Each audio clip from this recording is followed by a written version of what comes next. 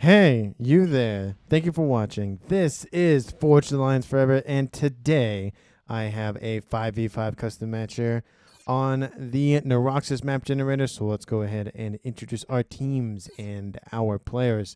We're going to start off with Team 1 in the Northwest, and we're going to end with Team 2 in the Southeast.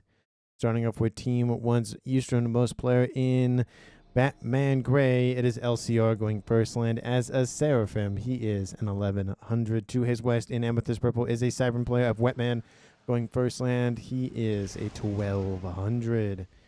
In the rear guarder slot here for Team 1, it is Balfron going first land as a UEF. He is a 1600 in lightish red pink. The other great player on Team 1 in Imperial Gray is Nord ___ going first land as a UEF. He is a 1700, the high strength player on Team 1 and in the game overall. And last but not least for Team 1 in Emerald Green, it is Valstrak going first land as an Aeon. He is a 1500. So for Team 1 side of the map, they have one of each of the factions represented with a dual major in UEF technology. Starting off with Team 2's northeasternmost player in orange, the color orange, it is Bream. He's going first land as a UEF. He is a 900. To his south in glow in the dark green, it is Mike's going first land as a Seraphim. He is a 1300. To his west in Barbie Pink, it is Quasar going first land as a Cybern. He is a 1400. To his southwest in Rust, we have Bahan going first land as a Cybern. He is a 1600. He is tied for the high strength player on his team with his neighbor of Scorpy to his southeast. He is in Pac-Man Yellow as a Seraphim as a 1600. He's going first land, second air. So for Team 2 side of the map, they have 2 Seraphim, 2 Cybern, and 1 UEF, which means Team 2 lacks Aeon technology. For 10 players on the map, let's see how much reclaim they have to scoop up. They have 19,000 reclaim, so a little bit under 2,000 mass per player. A decent amount of mass for our players to scoop up. And in terms of mass point layouts, let's look at Team 1 side of the map. They have 1, 2, 3, 4, 5 Trimex positions, as well as, I mean, maybe I can count this as another Trimex just because it's in that line. This is definitely going to be highly contested here between the players of Bream and Team 1's LCR. We might even see some combat here from Wetman and Mike's as well. So it looks like it might be a 2v2 fighting over that part of the map. And same thing down here. Most likely just going to be a 1v1, maybe a 2v1 here between Scorpy, Bahan, and Nord. Besides that, that's all of the mass points. There's not really a lot else scattered about the map. There's 1 on an upper plateau, and that's about it. Everything else essentially in players' main bases or somewhere else to scoop up. And with that out of the way, let's go ahead and see what our players are up to. As mentioned, it looks like it's going to be a 2v2 scenario here in the northeast. And in the middle, we might see some overlap here with Valstrak and Team 2's Quasar. He might be moving, and he's going for a distance build to this upper plateau. There are no mexes up here on this upper plateau, but it gives him a nice vantage point for the lower parts of the map, at least against Valstrak's base and for Team 1's Nord. So again, nice tactical advantage, but nothing of strategic value in the sense of there are no mexes up there. We do see engineers and comms spreading around the map. T2 coming on the way here for Bream in the east. And he is the lowest ranked player on Team 2 and in the game overall, fighting against an 1100. Isn't that much of a mismatch, but there is Wetman. He's a 1200, so not as much more of a mismatch, but definitely against Valstrak, he is a 1500, and against Bream is a 900. So a little bit favoring Team 1 in that regard, especially as Valstrak continues to move southward. If that does happen, I would assume that Quasar would move in and try to intercept, but he's currently, again, just spamming up a bunch of Team 1 land facilities. So, again, he might be thinking of going to the upper plateau, which does protect him from a lot of ground fire from the lower sections of the map. But, again, there's nothing of strategic value up here besides just a tactical advantage in that high ground. And if you've seen Revenge of the Sith, you know how important the high ground is. It's just, I don't know if he should be focusing on it so heavily. He probably needs to at least move his common to assist, because even if he doesn't, it's going to be a 3v2 scenario here for Team 1 versus Team 2. Team 2's Bream is going for T2 Engineering Suite, which will give him access to more PD options, at least some T2 PD options, being able to use those at range against the Team 1 commanders. Gun speed and range has been started for Wetman in the middle there, and gun damage and range is started here for Nord against Team 2's Scorpy. And where is his teammate? His teammate of Bahan is back here in his Trimex position. Engineers have been dropped off by Team 1's Balfron in the west. A nice little facility up and running, going for a nice AA, PD, and radar. They're going to spam up some T1 facilities. His opponent of Scorpio doing essentially the exact same thing, but not actually around those mechs, deciding to go for a little bit of a more aggressive push.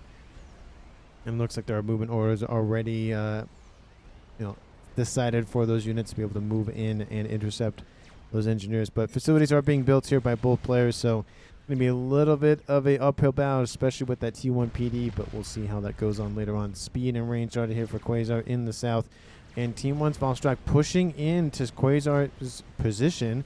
Valstrak needs to be very careful because he's going for a speed upgrade way back in his main base. Already has the range online, but that means he is not available to help his units.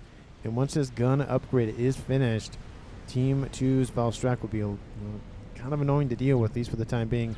Aurora are able to shoot that comm at range, and the Aurora move in. Not Aurora, the Fervors try to move into range as well, but are forced back by the comm. The comm of Quasar does cancel his gun upgrade, so at a minimum, Team 1 gains that victory, especially with the speed and range already built and moving southward. It looks like Valstrak going to kind of ignore the northern corners of the map and kind of focus on this tiny little avenue here. And there's a lot of units outbound from him, so a lot of support outbound here for Team 1. And there could be a position where Team 1 just focuses heavily on this western side and then goes loops around and kills off everyone over here. So Team 2 needs to be very cautious of what's going on, especially with most of those forces from Quasar going onto this upper plateau and securing it for now. Needs to get some engineers, which has at least one engineer is on its way over there. So again, the downside with Team 2's Quasar's move is he's losing territory in the middle, but he's gaining territory on that upper plateau. So again, it's kind of a love-hate relationship, or give or take with that. Team 2 Scorpion has eradicated this position here for Balfron, but there's a ton of T1 support online for Nord in the middle. Gun speed and range starting here for Baham in the Trimex position there. So Team 1 going to gain again more territory in the middle. Team 1 doing a very good job of grabbing landmass that's of high importance with those mechs nearby or in them. Gun speed and range almost done for LCR, and we see a lot of PD being built here by Bream. Bream actually ringing those T2 triads with some wall sections to provide a little bit more protection. I mean, a lot of protection. I wouldn't say a lot, but at least some. And it's Wetman versus Mike's. Both of them have a gun upgrade. Wetman will have the disadvantage with 1,500 less hit points than Mike's, but he does make up for that with having a lot of T1 units nearby.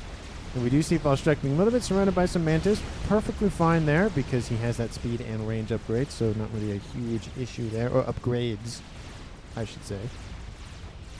Team 2's Quasar going for that gun upgrade once again. Looks like he won't be able to finish it off. Even if he's going to be attacked, he's going to risk it and get that upgrade finished off, especially with it already being at 80% when that comm of Valstrak comes into range. Once the gun upgrade does finish off, it will give Team 2 essentially an even playing field. But there's not a lot of units here for Quasar. He needs to continue to retreat immediately. Nice little overcharge will kill off a decent amount of Aurora near that comm, though. And Quasar is going to fall back. He's in the yellow. He's in the high yellow, so not really a huge concern, but still a concern nonetheless. And not really making use of this upper plateau. So even though Team 2's Quasar has claimed the upper plateau, it's not really doing a lot for him at this moment. Quasar drawing Valstrak into his main base. We could see a scenario in which somebody on Team 2's eastern side actually falls back and intercepts the combat Valstrak, 2v1ing him and killing him off. Valstrak almost perfectly healed up, even though he's in the middle of his opponent's territory. Quasar, again, is about 50% hit points, not provided bomber overtop. Going to go after Valstrak's commander. Kill off some mass, unfortunately, here for Team 2's Quasar. But Again, trying to go after that commander is better than nothing at least. T2 air, of course, is online for Team 2. And Team 1 has T2 air completed, going for T3. So Team 1 is in that ahead in the race and going for T3 air. Just by a little bit, but still a little bit. Could mean the difference between an early bomber or not. Don't really see T3 bombers being the first thing that's built, but I mean, it still happens from time to time. And when it happens and it works, it is beautiful. Lot of units coming into reinforce from Wetman with Valstrak, moving into reinforce this position. Team 2's Mechs will have to fall back and intercept. And now it's looking like Team 2's comms can sandwich Valstrak's commander and kill him off. Again, the downside with that, of course, is they're leaving a little bit of hole for these units to move in and get even closer to Team 2's further back line. That comm is inbound. Team 1's Valstrak might not notice what's inbound. He doesn't know what's going on. He will not see the comm. Those units flying overhead are not going to be able to show him some vision. Not the fighter bombers over the top will take out more hit points on board. That commander Valstrak gains another veterancy, so more hit points back. So he loses some and gains some. Pings do go down here for Valstrak, saying, hey, you're in danger. And Mike's is going to move in. He's also in the yellow, but again, 2 commanders in the yellow versus 1 commander in the yellow. It's definitely going to favor Team 2. Interceptors over top, trying to clear the way for more fighter bombers inbound, going after Valstrak's commander, taking off another chunk of hit points there. Again, lose another chunk of hit points there as well. Loses 1,100. Valstrak will be forced to retreat, and Team 2 could take the opportunity to kill off Team 1's Valstrak. Their third highest rated player, Balfront being the second, and Nord being the first. But it looks like Team 2 will just let him go, which, again, there could be something said about trying to catch him or trying to not kill him, because on Team 1 side of things, if they lose Valstrak, somebody else on Team 2, most likely Nord or even Balfron, would gain his base. Downside, of course, they lose a player, they lose that APM. It's just, again, it's a very hard, will they, won't they, do you do this, do you not do this, what risks do you take, what benefit do you gain kind of thing.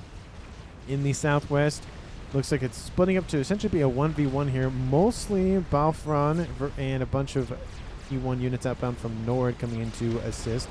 And Balfron going for tactical missile, has gun in T2.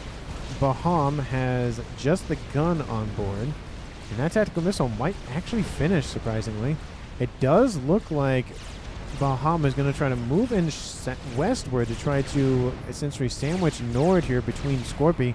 Scorpy has nano and gun, and Nord only has gun. But again, nano versus a comm with no nano, it's going to take a lot longer for Nord to chew through those hit points because they regen a lot quicker than his own. Tactical missile at 50% and rising very quickly. Again, very, very interesting that gun upgrade, that missile upgrade will finish, even though the Baham was right there.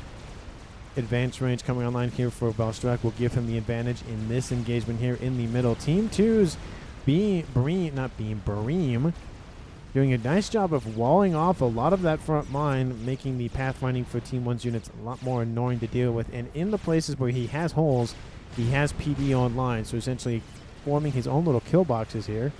Love to see that move outbound from him. Not trying to be super aggressive, but just trying to hold the line. The only downside with that, of course, is Team 1 is gaining more mass per second than they are, and that's partly due to Team 2's Bream not being as aggressive, and Team 1 gaining essentially the entire middle of the map. Bunch of units sitting here for Balfron, and still no artillery pieces up online, no PD, no missile launchers, no nothing up here, not even a T1 land facility on this western side here for Quasar. I mean, he spent all that time and energy to build those and claim the upper plateau, and is kind of just sitting on it. I mean, he could be shooting into 2 of Team 1's bases, especially against Valstrak, who's his opponent or his direct opponent. Currently, there'd be huge advantage there, but just isn't going for it. I feel like that's such a missed opportunity. Oh, so by the way, the 2 plateaus, this little one and the main plateau, look like it's in one of those Japanese masks. Those like, oh shoot, those Shinigami masks, those like demon masks. What those remind me of. Anyway, in the Southwest, we see Scorpy still fighting it out against Nord, but again, Scorpy has nano, 76 hit point of regen versus 16, so 60 more hit points a second, and every second that Nord is not shooting into Scorpy, after up, he's gaining 60 more hit points a second back than he is. So the advantage is slowly favoring Team 2 Scorpy as time goes on. Units clash between one another. T2 starting to make its appearance here on at least Team 2 side of the map. Team 1's Nord not there yet. At least the units aren't actually on the front line. He has T2, but is focusing on Pigeon production and all of that. Team 2's Scorpy has claimed the southwestern corner, so a little bit more math for him. And he is the rearguard air slot player, so he needs as much mass and energy as he can to pump out those ASFs. T3 land also online here for Baham. T2 land. Guys, everybody else on T2 land, actually no, T3 land, excuse me, here for Bream. And he is UEF, so I would not be surprised if he went for a bunch of Ravagers, Perseus, Spearheads, those T3 mobile missile platforms, and just be highly, highly defensive and just be very annoying for Team 1 to break on through. Essentially, what this is also doing is essentially focusing everyone's attention, being like, oh, this place looks a lot more easier to deal with than this place, so let's go this way, and essentially creates another kill box. Team 1's Battlefront being very annoying with that TML on board that commander, going after those upper plateau T1 facilities. He's going to be able to kill all those off. Team D should be built in those bases immediately, and it is currently by Quasar. Nano Repair started for Quasar in the middle of the map. Definitely good upgrade to go for, especially with him being very aggressive with his commander. Scorpy reinforcing Braham's position, going to start forcing back Team 1 on this southwestern side. Battlefront being, again, very, very annoying with that missile comm, but unfortunately there are some TMD online now, so that comm's going to be less effective in terms of the missiles, but, you know, something's better than nothing. With the extra little bit of range on board that Zapper, it makes shooting down a missile a lot easier. Another missile outbound, still going to be denied by that TMD. Yield coming online here for Valstrike. He's almost back up to full HP. He's going to get 8,000 hit points from that. I don't think he'll go for heavy shield, at least right now. I feel like that's a little early for that kind of upgrade. And probably if he does survive, you know, past maybe 30 minutes, he'll probably go for the advanced shield or the heavy shield. I always want to say advanced because everything else is advanced. Advanced range, advanced nano, advanced regen. I think that's it. I think those are all the advanced that I can think of off the top of my head. There probably is another one somewhere, but that's the only one that's a heavy shield instead of advanced. Don't know why. Just maybe because there's more hit points and sort of, quote, heavier. I don't know. Anyway, in the southwest, it does look like Team 1 is fully retreating in the face of Team 2's units. There's a lot of T2 online here for Team 2's, and Team 1 is mainly just T1. A lot of them are Rhinos, so they're very tanky, hence them being tanks.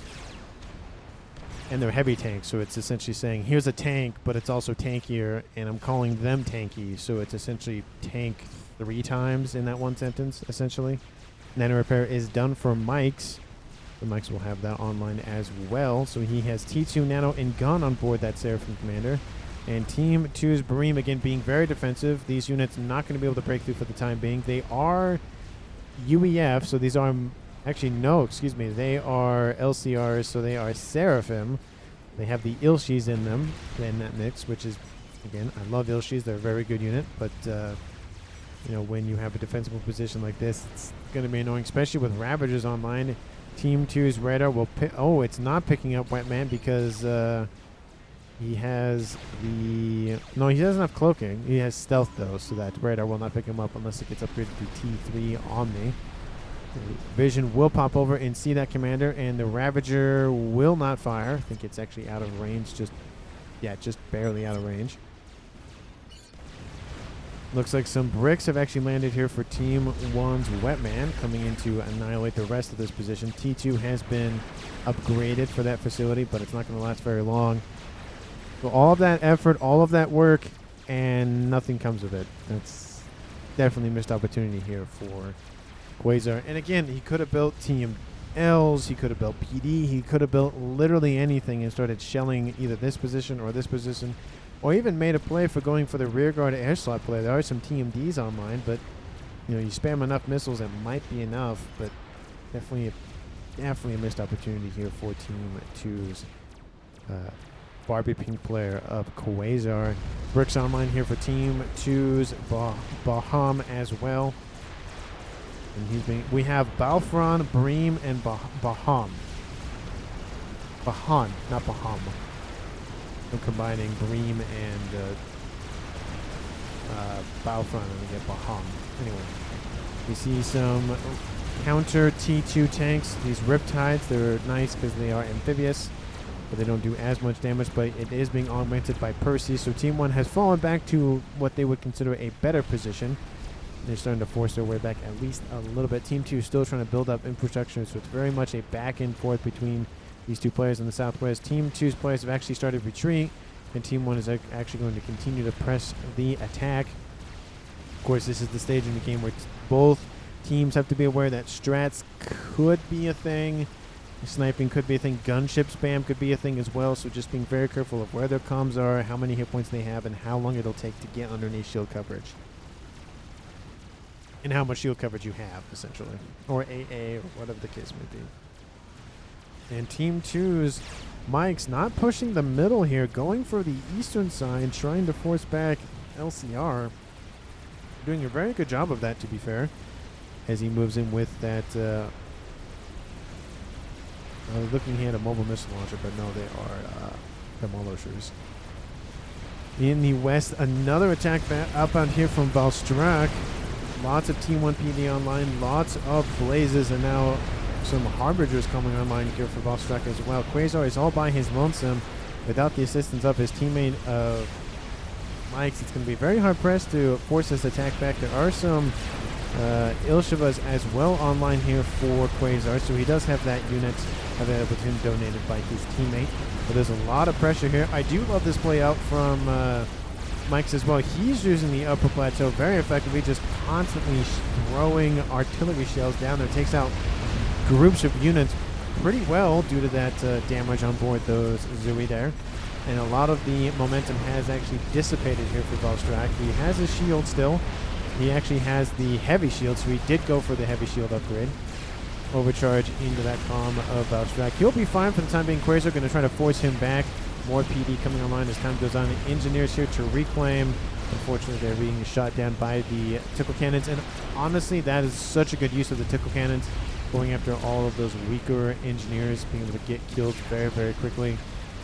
And some bricks try to move in here from Wetman to assist, but the attack is already dissipated and not really going to do a whole lot. Gunships also online here for Team 2's airplay of Scorpio. One brick is down, the other one will die, and it's essentially just Valstrak and a couple of blazes left alive. Quasar, 108 hit points a second regen on board that commander versus Valstrak's 28. He's regenning 32 of his shield capacity, but you know, again, Team 2 is able to hold out. There's a huge amount of mass here for Team 2 to scoop up. Team 1 wants to, of course, get their mass back, but it's going to be a little bit of a tall order considering it's literally in front of the comm. And there's already engineers here from both teams scooping it up, but a little bit more engineer and easier time of getting it here for Team 2 versus Team 1. A couple of Zui are on the edge of that cliffside. They do get shot at. Overcharge does miss a lot of them. The comm can only have such a degree of angle on those shots. Those units will be fine for the time being. I keep hitting missile launchers. I don't know where those are. Are these here, the Vipers? Yeah, they must be the Vipers. They don't sound like Vipers, but I guess they are. It makes me sound like, and it makes me think that they sound like Spearheads. In the west, it's still a back and forth there, but Team 1 gaining more momentum and pushing Team 2 back once again. Lots of Riptides online to, again, just rip apart all of those weaker units. Team 1, 5 players left. Team 2, also 5 players left. It is 21 minutes and 45 seconds. Team 2 is sitting at a little bit over 700. I'd say 725, make the math easier. Team 1 sitting at about 830, 840, 850. We'll say 850. So Team 1, 125 mass more income per second than Team 2. And again, constantly fighting back here in both the middle and the southwest. Kind of the northeast, kind of just there. But Team 2 just loses the play of Quasar due to those harbingers just forcing him back and killing him off with Quasar's, not Quasar, but Valstrak's assistance. And excuse me, Team 2 has 4 players left. Let me know down in the comments who you think is going to currently win this game. And if you haven't done so already, please like the video, subscribe to the channel. And thank you so very much for watching. I really do appreciate it. Shield coming online here for Bream in the east. He's been holding the fort down very, very well, and now he's trying to, again, exert some pressure on the northeastern side. Team 1's LCR has had a little bit of an easy go for the time being, but now he's fighting back against a a large group of UEF forces. Scorpio will inherit everything that Quasar had. Probably could give that over to Braham, but I mean, I think he'll be fine with this base. He has a T2 air facility as well in a Cybran variety, so he'll have access to those Revenant class bombers as well as T3 gunships, which he doesn't have access to because he is Seraphim. Seraphim are the only faction in the game that do not have T3 gunships. They have T2, and that is it. That is all she wrote in terms of gunships. Now, you know, Cybrans also have T1 gunships, so they're the only faction that has those. So they're not really strong, but when you just need a gunship for one thing, and it doesn't need to last very long, T1 gunships will definitely do the job. And Team 2, with some assistance here from Mike's, pushing in on this eastern side is a bunch of Titans and a couple of Percys. And Titans definitely the superior unit in terms of hit points and shield, because Ilshis don't have shields. But you know, definitely the logical step from if you were to take an Ilshi and upgrade it using UEF tech, you would essentially get the Titan. Is essentially how that scheme would go. But artillery is being forced back, as well as those sniper bots, definitely useful because they can fire while moving. But this force is going to continue to pressure northward. A couple of PD are nearby, so definitely probably going to not move too far in. But it still is exerting pressure on the middle, trying to force back Team 1 East in some regard. And it's doing very well here for them. Unfortunately here for Team 2, Team 1 is pressured Team 2 all the way. I mean, to be fair, they've been pressured at this point the entire game. But more so with the death of Quasar, there's not going to be a lot of focus here. And so Team 1 might exploit that and go straight down the middle. Mike says go here, and probably in reference to, Bream's forces. They're actually going to ignore this fire base here in the northeast and just cut straight for that T3 mech facilities in the northwest. And with the Authams and Titan support, it might just be enough. There are some Percys coming in, but now they're being sandwiched between Authams and Sniper Bots in the east, Bricks and Bouncers in the west, and a couple of Authams as well. Looks like these forces will engage the Sniper and Artillery forces first. Definitely kill the things that have a lot less hit points and can attack you at range first. Definitely a good move there. And all of those Sniper Bots are dead and dusted. Titans and Percys engaging those Bricks. And those Bricks are going to rip through those hit points very, very quickly. And it looks like it's going to be enough to possibly hold for the time being, especially with more PD being built by LCR. But again, Team 2 will notice it's a little bit weaker than they expect, or a little bit stronger than they expected, but not as strong. So it's not going to be a huge amount of effort to build up more forces and movement, as we see currently being done here by Bream in the east. In the southwest, we see Team 1's north still holds this position. It's been very back and forth, but now he's facing down a monkey, and it's not going to feel good. That monkey is not going to feel good on Team 1's doorstep. Balfron has retreated to his main base, though there are only 2 comms on Team 1 on the front lines, that being Balstrak, who's currently retreating, it looks like, at least a little bit, and Nord, who's really in the thick of it. Everybody else is under either some shield coverage behind front lines or on the front line, just kind of a little bit further back from it. You don't need 2 radars right next to one another. You have the Omni. Having a backup would be nice, but not right next to each other. Probably put it right here, just to kind of spread it out a little bit. But that monkey is moving in to engage, getting tons of value out of it. Getting a bunch of kills underneath that belt. Already at 3,700 mass killed, trying to get up to again 10,000 so we can get some veterancy and some more units coming in to shore up those defenses as well. But there are a lot of Percys here for Nord, and he has the shield on board. So with overcharge and the gun upgrade and shield, it might be enough to hold off that Fatboy, that monkey. But Team 1's Nord not really pressuring the issue for the time being. Probably had an opportunity there, but didn't use it while he had the chance. I do love this raiding outbound from Wetman, doing a very good job just sending a brick in, sending a small group of units and taking out some mexes for, that would have been Scorpy who had those. Love that raiding. Essentially the same thing on the upper plateau, but again, nothing of strategic value, and nobody on Team 1 is really going for it. Team 2 has a couple of engineers there, but that is it. In the east, another attack outbound here for Bream, trying to assault this fire base. It's just going to be built up more and more, but the Percy is able to essentially, I think it's 3-shot the PD, I think, from Team 1's LCR, those with the Shalas. I think it's 3 shots. One of them has veterancy, though, which is rare, not super rare to see, but it's kind of rare to see PD have veterancy, just because they don't kill that many units. Artillery raining in though, going to take out a mass storage and most of those hit points. Another volley is outbound. Bunch of demolishes online here for Bareem. There he goes. There goes that PD. And that Percy essentially one-taps that Autumn Chicken. Now online with Wetman coming in to defend it as well.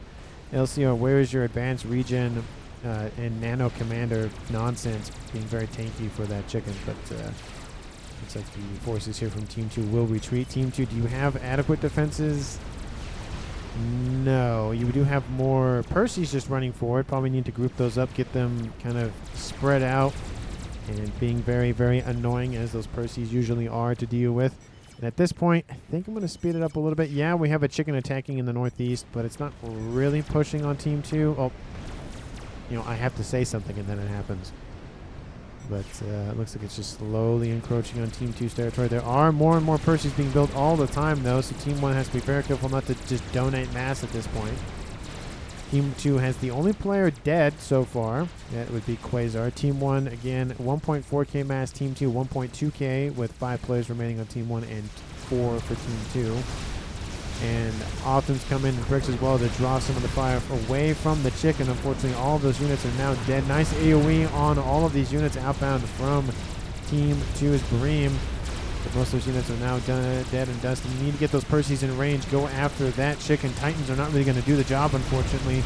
Loyalist almost gets 2-shotted there, but has 100 hit points left. Ravager in range. Going to go after that Loyalist right there. That shot from a Percy protects the other Loyalist, who then takes a shot to the face. The chicken now in range of those Ravagers. That's not really good for that chicken. It will reduce those hit points very, very quickly. Lots of units being spent on this attack, and it's not really a high concentration of them from either side of the map. So Team 1 in essentially throwing mass at Team 2's doorstep. Chicken will turn around, go after these PD in the east, but it's already in the red. With the amount of Percys and firepower from the Ravagers, I think it's going to be enough to kill off this chicken before it gets out of range of said Ravagers. And yes, the Ravagers and the Percys deal with that chicken. Team 2 has killed off their experimental threat from Team 1 and will live to fight another day. I lost Omni, says Balfron. And I don't know what that's about. This is Omni here, I guess? Possibly. 2 chickens online for Bahan in Bahan. I keep saying Ham. In the southwest. I have to be very deliberate with how I speak with his name, because for some reason my brain is just struggling to say Barhan. I think it's Bahan, but I keep wanting adding an M at the end of it, so it ends up being Barham. Sounds like Abraham. It's that's honestly what it sounds like. It sounds like Abraham, but it's Bahan.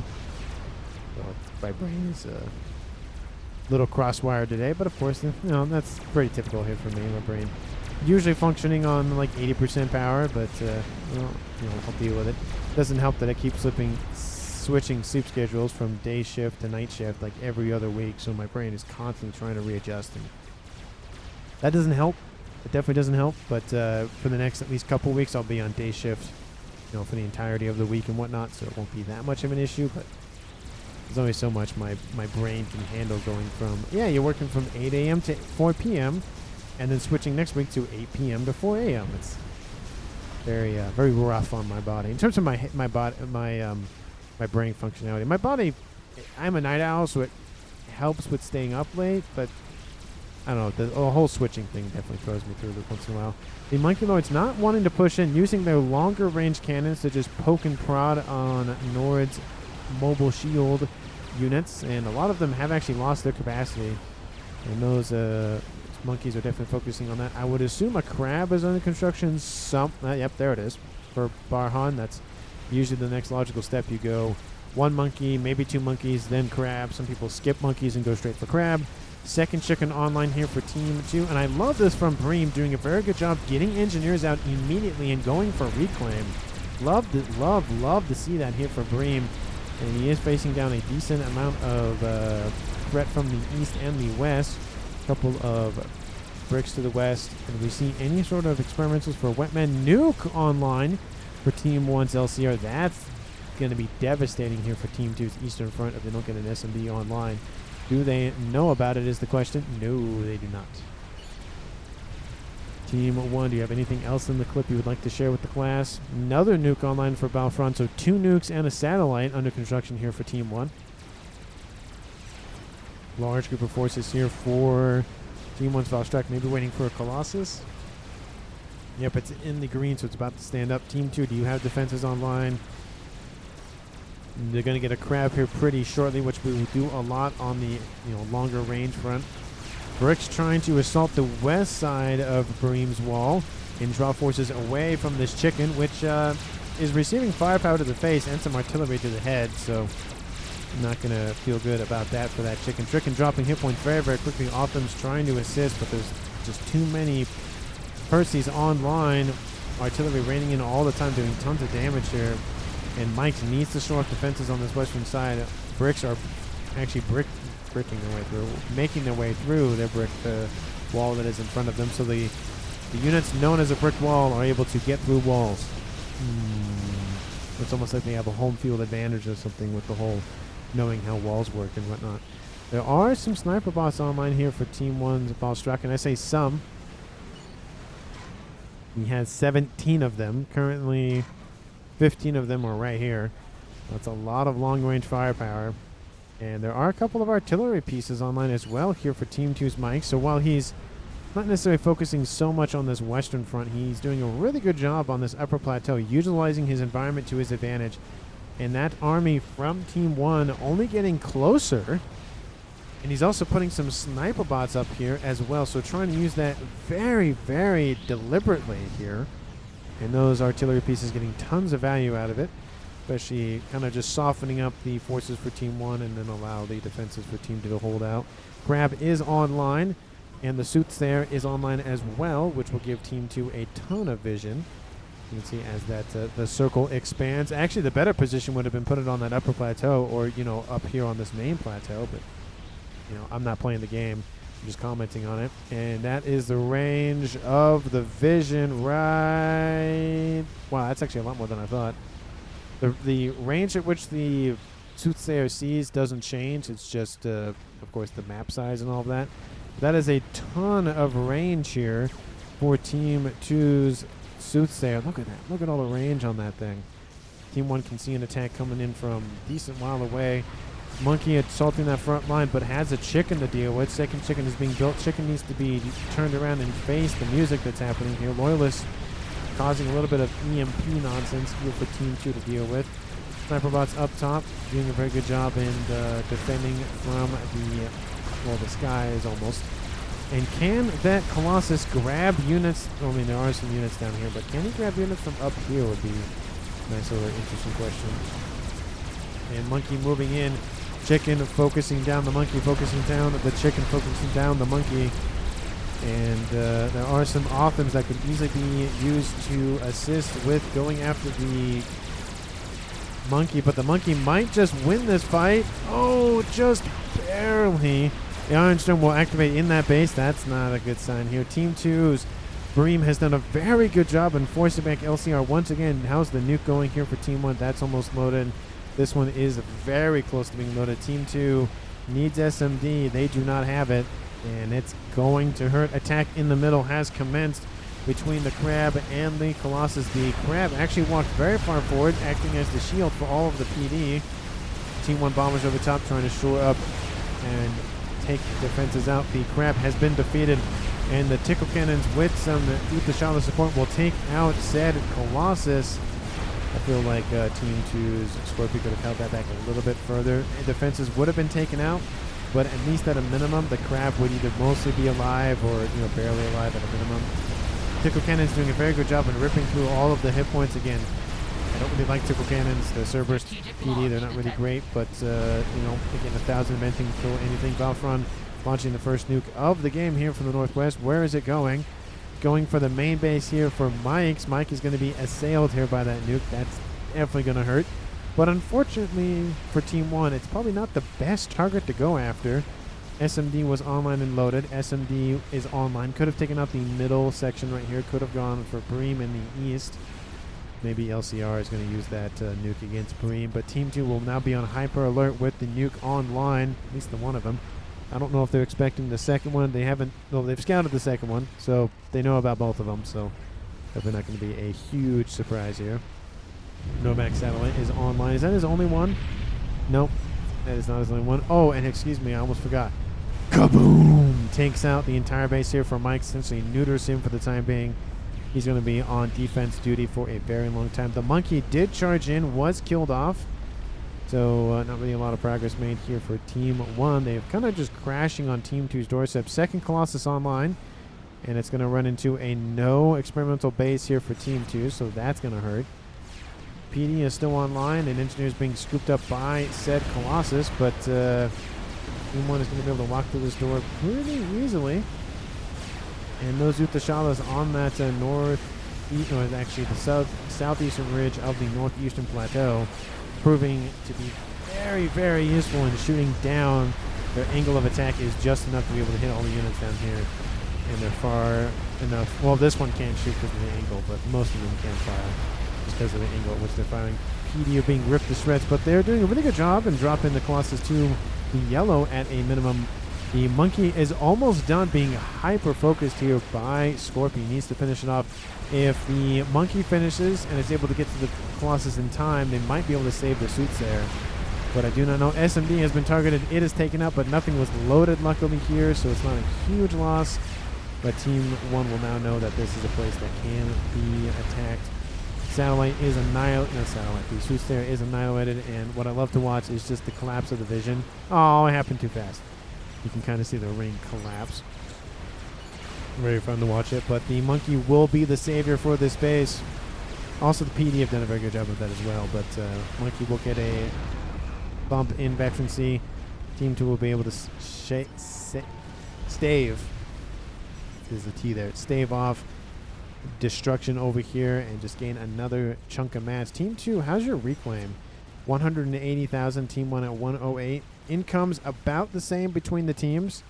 And Team 2 looks like they're coming ahead just a little bit, and then it switches to Team 1, so probably reclaim or power related. Eastall player, says Balfron. And I don't know if he's talking about he's Eastall or he's Eastalling, or you should do that. It looks like Nord is doing that, and the Wetman is not.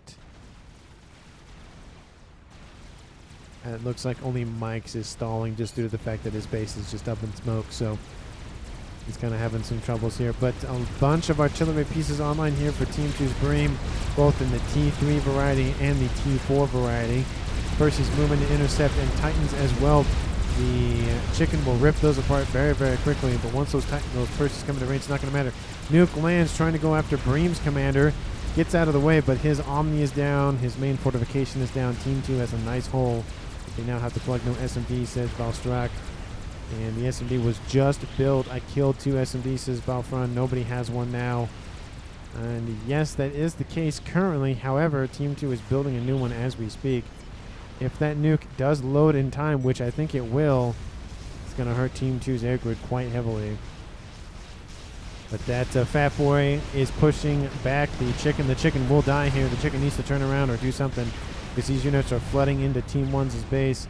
The nuke is under threat here. Another chicken is being built. More units diverted from Wetman to the east to protect. And chicken trying to fire out the side of its mouth, but unfortunately it's not really doing a whole lot here. It's going to die. The monkey does get away with less than 1,000 hit points remaining, but again, I think the damage is done here for Team 1. They've lost so many experimentals on this eastern side, and now with that Fatboy online, it's going to be able to shell Team 1's position quite effectively. Team 2 has another SMD over here. That one's almost loaded, so that one should be fine. It might be able to protect the air grid, to be fair. If the attack vector... Yeah, the attack vector is just narrow enough to where I think the SMD will cover it, and that's if the SMD loads. Team 1 is almost done loading their nuke, and where is it going to go? It's going to go to the east and go after Bareem's position. Going to be able to get a nice little AoE spread on board all those structures. Nuke is launching, going after Bareem. Luckily for Team 2, their air grid is protected. The SMD would not have loaded in time. And it looks like Satellite has picked up some shields that looks like they're going to be built, but is going to be denied immediately. So that Satellite will move on to other targets. Going for, looks like the backline T3 mechs. A couple of bombers over here. Probably should not just keep those sitting there. The satellites are focused on the mechs, to be fair. Third nuke outbound here for Team 1. All of them have landed so far. Usually we don't see that in this game. Usually a lot of them do get shot down. But with that Fatboy pressuring Team 1 on this eastern side, kaboom! It's not looking good here. This looks like it's Team 1's weaker of the two sides. Monkey trying to hold off, gets a rank in veterancy to get some more hit points back, but that Fatboy is constantly shelling this position. The shield is down, so it's trying to regen the shield, but the artillery is just enough to force it back. First is going to move in against some Titans. Some Loyalist Titans are defending them. And it's not really going well. You need to focus the Percy's on the PD and the Monkey there, Bareem. That would be definitely a better use of the Percy's. Can't use snipes because of this, says Balstrak, because of this nice artillery base online here for Team 2's Mechs. And it's proved very, very effective. Essentially what should have been here, over here on this side of the map for Team 2. But Scorpion has been defeated by Balfron. Scorpion was hiding over here, but got assailed by some satellites. Team 2 loses one of their two highest rated players, and is now a 3v5 in favor of Team 1. But I love this play out from Nord, going for mobile artillery, and it's going to be heavily effective. And if it's going to be pushed all the way into here, Team 2 is going to suffer because of that. And again, prove to my point the fact that that position could have been so much useful here for Team 2. They just did not use it when they had it available to them. But Percy's going after the artillery, which will allow the Fatboy to move into range. The Fatboy, unfortunately, does get killed off. That's going to hurt. That Monkey is still alive somehow. Isn't pressured too much. The Percy's not really going. Need to constantly move in. You can't leave them just sit there. You have to do just constantly pressuring and forcing that front line back.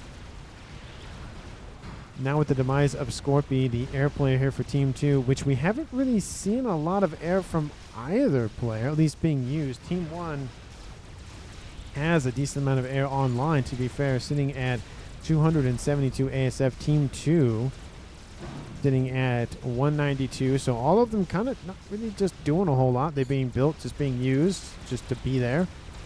And the air not really being that much of a focus here. It's a lot more on the air, a lot more on the land, and a lot more on the experimental lasers from Team 1. And nukes. Can't forget the nukes. Mike's built an experimental. If it's a YOLO, that'd be hilarious, and I didn't even notice it. And it is not. I don't see. Oh, it's just a chicken. Okay. Well, I thought it'd be a game ender surprise. Artillery online for Team 2, going for a second one as we speak. That Fatboy is moving in with a ton of engineer support. They're not AA units. They're not shield units, so a bunch of bombers could easily kill off that Fatboy.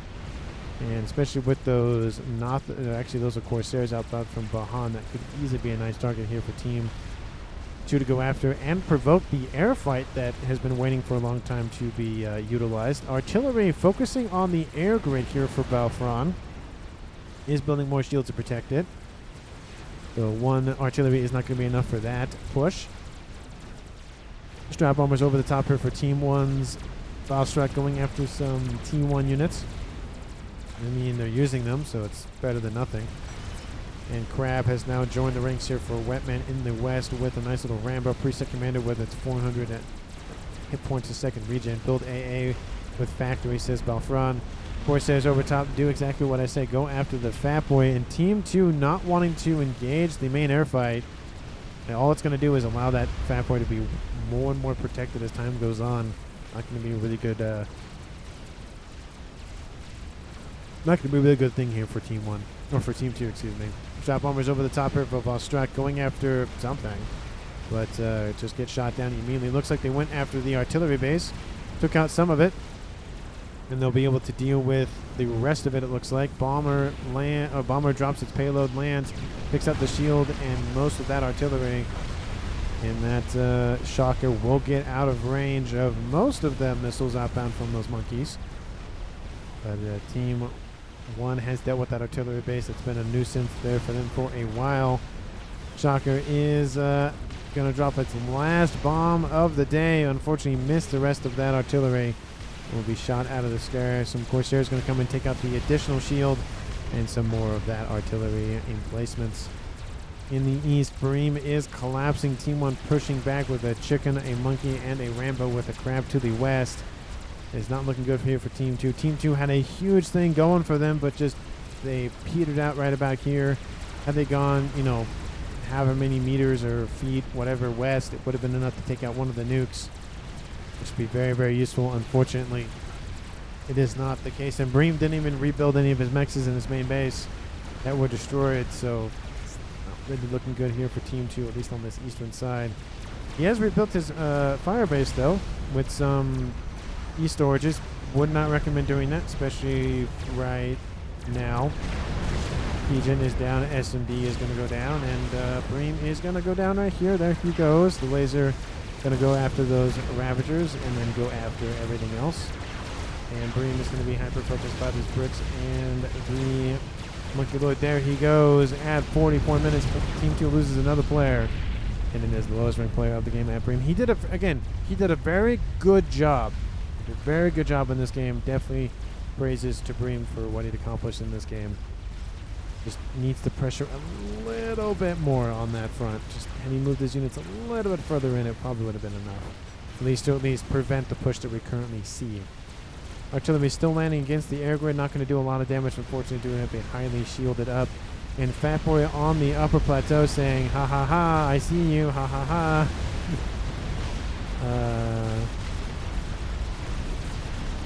Shooting at that artillery down there. Ah! There you go. Air fight over the top here. The one and only main air fight of the game. Team 1 is going to win that most handedly, just due to the fact that Team 1 has the numbers. Team 2 is fighting underneath their AA, or over their AA. So that definitely will give it advantage. But Team 1's Balfron just trying to pressure the issue. We'll get a nice engagement, though, once again from Team 2. But damage is done. Team 1 has the air advantage, and they have the height advantage as well in the high ground. Missiles outbound from the east. Will it be enough to go after the Fatboy? Takes out its shield, but not its actual body. So Team 1 will keep that Fatboy online for the time being. And the eastern side is collapsing here. I'm going to speed it up to 2 once again. And the artillery is down here for Team 2's Brahan.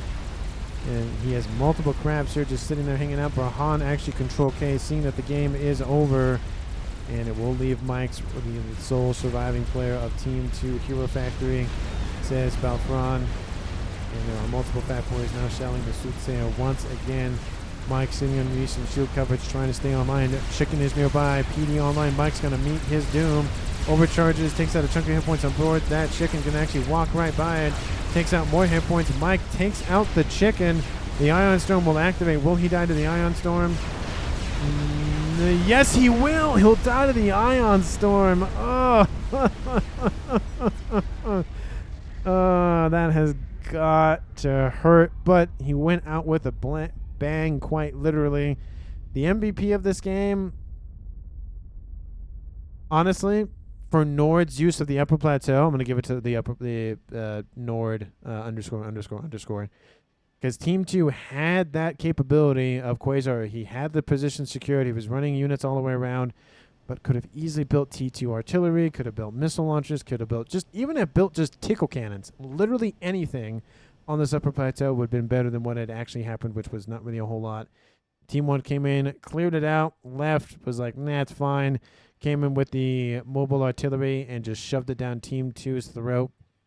We, of course, had LCR and Wetman holding the eastern side, which they did a very good job as well. And then that push obviously collapsed Team 2's defenses. And then the satellite definitely did not help Team 2. The one on the air player of Scorpio being killed off by that definitely didn't help the defensive line here for Team 2. But I think overall, I think Nord did a very good job. And just to be a little bit, especially because I made comments multiple times about it, using the upper plateau, securing the position, and just shelling down Team 2, just did a very good job of that. So again, let me know down in the comments what you felt about my pick for MVP. But MUP, most underrated player, definitely goes to Bream. Even though he was on the losing team, he did a very good job. He was fighting, 1,100, a 1,200, and I'd say a tiny bit of a 1,500 in terms of Balstrak. Balstrak didn't really go that much over. but I'm assuming there's a little bit of bleed over into that environment. But again, let me know down in the comments what you felt about the game. Please, if you haven't done so already, like the video, subscribe to the channel, and thank you so much for wow. Thank you so very much for watching. I really do appreciate it, and I will see all of you in the next one.